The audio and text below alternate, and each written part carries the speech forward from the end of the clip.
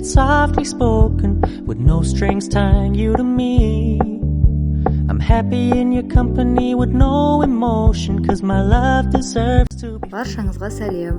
Мен бүгін сіздерге каналыма өте ерекше торттың рецептін жүктеп отырмын. Мені қолдап, тіркеліп, лайк басып өтіңіздер. Бұл торттың ерекшелігі қалған бисквиттерден жасалады. Яғни пирожныйлардан қалған бисквиттер.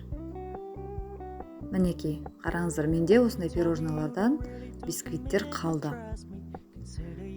Осы бисквиттерден панчо тортын дайындап жеуге болады. Өте оңай, форма аласыз, не болмаса ыдыс алсаңыз да болады.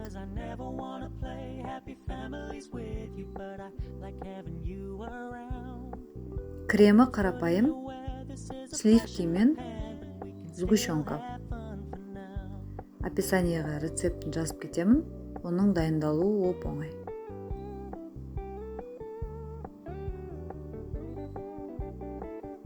Осылай бисквиттерді жинай бересіз. Өзіңіздің ыңғайыңызға қарай, сізге қалай ыңғайлы, солай жинай бересіздер.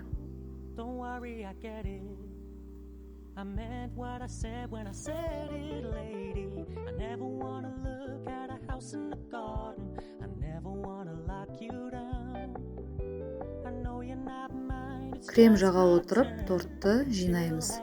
Торттың диаметрі, биіктігі ол сіздің қалған бисквиттеріңізге байланысты, бар бисквиттеріңізге байланысты. Егер де сізде бұндай қалған бисквиттер болмаса, қолдан пісіріп алсаңыз болады.